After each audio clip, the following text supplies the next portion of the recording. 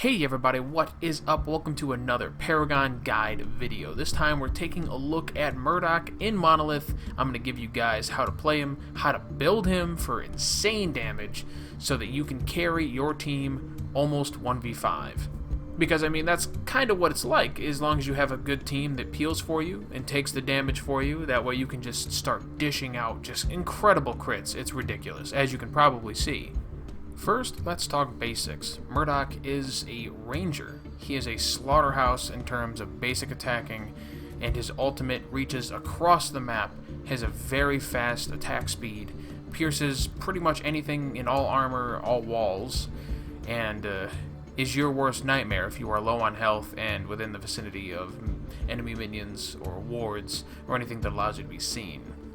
Murdock's kit not only allows him to farm using his AoE buckshot, but also gives him the ability to lay down a trap that roots enemies that stand over it, so that can be used defensively and as well to zone certain areas, or even stand inside of it to bait attacks that come rushing towards you, and then bam, they're rooted.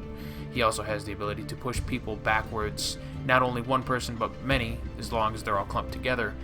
That same skill can be used offensively as well. You can use it to push people into towers, which is something I love doing as a Murdock, into people who get a little bit too pushy.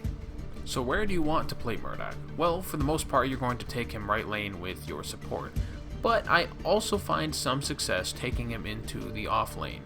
When partnered with the usual warding, his move along and static trap skills allow him to play relatively safe and defensive against an aggressive opponent like Twin Blast or even Steel with his ultimate and everything. Like I said, you can stand in the trap and he will not want to ultimate you, especially if you are within tower range, because he'll be stunned right on it for the most part, unless he aims it correctly. But then you can also bait his rush straight into that, and I've done that before too, with some pretty good success, because he just takes hit after hit in that tower range. But it goes without saying, if you're going to take Murdock into the off lane, you're going to want to play hyper defensive. Don't go for any kills unless you know there's a gank coming, stuff like that.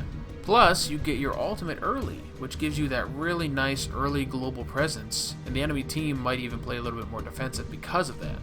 Alright, so let's talk builds. I always start with Bump Juice, Zap Juice, and Cast Token for the most part. Sometimes I will take Bump Juice and take 2 Cast Tokens if I'm going to be particularly aggressive with my basic attacks, or I will just forego Cast Token altogether and get a Scout Ward if I know my support's going to be a dink and not bring any with him. I'll farm up about 6 or 7 points, maybe more if I get some kills, and I will go back and immediately buy my Sage Wards, which has a total of 3 CP into it, 1 power, 1 health, and then 1 more power. So it's basically 6 CP in total right there. And that allows me to have more wards, a tiny bit more health, and a little bit more damage bonus early on. On my next time back, I get Micro Nuke for its early game powers, as well as 6 extra points of CP in it in total, which means it adds up to 9. So I get 2 points of crit, 2 points of damage, and another 2 points of crit. This build in and of itself is a pretty crit heavy build. You're going to be around 60 to 70% depending on how you spec it personally at the end game. So you're going to be critting all the time and doing just insane amounts of damage. Anyway, once I'm done farming and getting some more points, I will go back and pick up my first Impact Hammer. Now, why Impact Hammer over Micro Nuke? Well, Impact Hammer upon full completion gives an extra 4% critical chance as opposed to Micro Nuke's 6 extra power. And since my build is largely critical chance based, I'm like, hey, let's just go with the crit here, because if I crit, I do a ton more damage than if I just basic attack with a bit more power. And inside of that Impact Hammer, I have an extra 2 crit, 3 damage, and another 2 crit. So that in total is 8% more critical chance and 12 more power, on top of what you get out of the card itself and its fully equipped bonus. So again, this is just increasing my critical and power even more. My crit at this point should be around 40 to 44%. I also have enough power at this point that I'm doing in between 100 and 200 damage on a basic attack, more if I crit. Now here in the build is where we reach a fork in the road. The next card could be either Whirling Wand or Blade of Igor. It really depends on how far along you are in the game and how well your team is doing.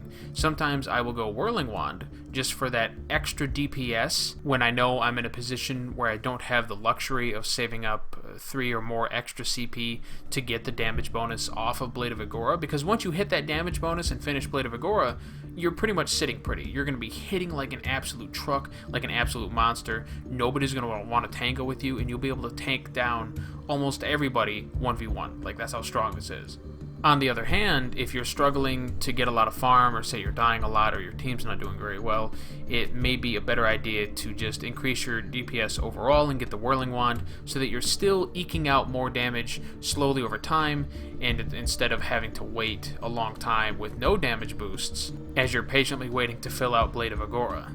But let's say we're doing well and we can afford to wait a little bit extra time and build up our damage as we like. So I will go Blade of Agora as my 4th item, and inside of it I have 1 CP of damage, 2 CP of damage, 1 CP of damage, and then 3 CP worth of damage. Now the reason I have 5 is so that I can kind of mix and match how much damage I want depending on a variety of situations in the current match. Like, if I already feel that I'm doing enough damage, I will quickly fill it up with a bunch of low damage CP cards so that I can get that bonus right away and start going towards other things like my Whirling Wand, or say another Impact Hammer, so that I can have more crit or more attack speed instead of more damage.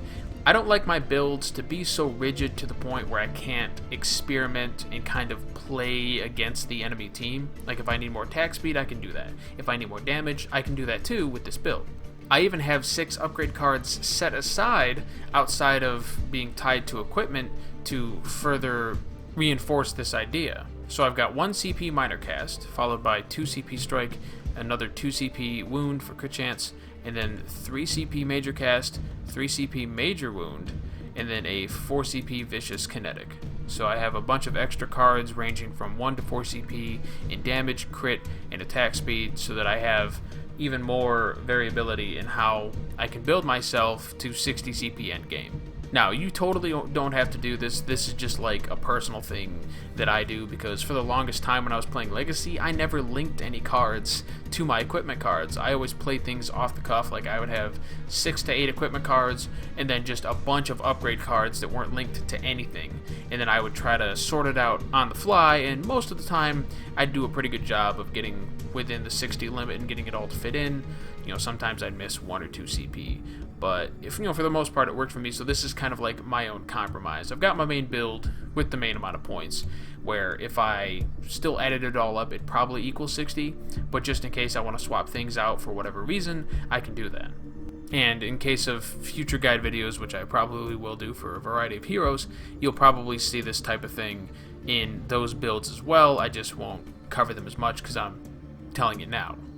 But once I get my Blade of Agora finished, I'm just hitting hard, critting hard, but the attack speed just isn't there. So this is where I get Whirling Wand. Now, inside of Whirling Wand, I have 2 CP of attack speed, another 2 CP of attack speed, and then 3 CP of attack speed. So I can do 2-2-3 or 3-3-2, or I can take that 4 CP of attack speed that I have in my upgrade section and do, say, 3-3-4 or 2-3-4. Really any kind of combination that I want, depending on just how much attack speed I'd like. After that, I will finish with my final Impact Hammer, again for even more crit and even more damage. And in that, I have 3 points of damage, 3 points of crit, 2 points of crit, and another 2 points of damage. So I can do 3-3-2 with 3 in damage and then 3 in crit and then another 2 in crit, or I can do 3-3-2 again, except having more damage this time instead of critical strike. It really just depends on the situation, you know, how I'm feeling, but in the end, it'll always end up to 60. But once you reach that point in the game where you're at, say, 50 out of 60 CP and you have your Blade of Agora up, you will have hit that threshold where you are just optimally destroying people left and right. And you may have noticed that I don't have any survivability in my build. I don't have any extra health. I really don't have any extra anything. I don't have Blink Strike. I don't have Blink. I don't have any of that. And that's because I'm both confident in my abilities and situational awareness to stay out of damage, to not die, and 2, you know, Murdock has his own abilities that kind of keep him out of harm's way. He's got his shove, you can shove people away, and then you can rely on your teammates, hopefully, to keep them off of you and to peel for you. Because your job is to kind of be in the back and then weave in and out of the front lines as you're doing an absolute shit ton of damage to unsuspecting heroes who don't even see it coming. But if you do want to switch out one of my cards for lifesteal or one of my cards for blink, then you are more than welcome to do so. I just personally see it as the more damage I do and the quicker I down foes, the less time I'll have to worry about getting hurt, the less time I'll have to worry about using blink to get out of the wrong position because the guy's still alive. It's all about killing people as fast as humanly possible because that's what this meta is all about. And I'm just kind of playing to the meta strengths right now. So let me know what you guys think in the comments down below about this Murdock build. I know it's probably not the best, but it definitely works for me, as you may have seen at the beginning of the video, just chunking people down. This is so good. It's very satisfying. The whole goal, though, is just to be able to make it that far. But yeah, leave a comment about it if you want. We'll have a discussion about it. If you enjoyed the video, if you found it useful in any capacity, then definitely slap that like button. I just want to hear you just... Yeah, there we go. Just do that a bunch of times. I'd appreciate it. I always do. If you haven't already, then hit that subscribe button for more videos like this, for more hero guides, for more opinions on the game itself, and maybe, coming soon, even interviews with some of the top community members and Epic developers.